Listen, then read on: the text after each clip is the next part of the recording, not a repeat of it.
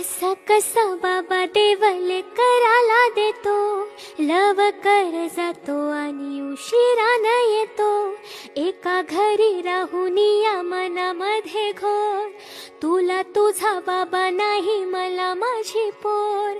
बालपण गेले सारे तुझे निसटून, उरे काय तुझ्या माझ्या ओंजळी मधून. जरी असे तुझ्या ओठी माझ्यासाठी हसे, नजरेत तुझ्या काही अनोळखी दिसे.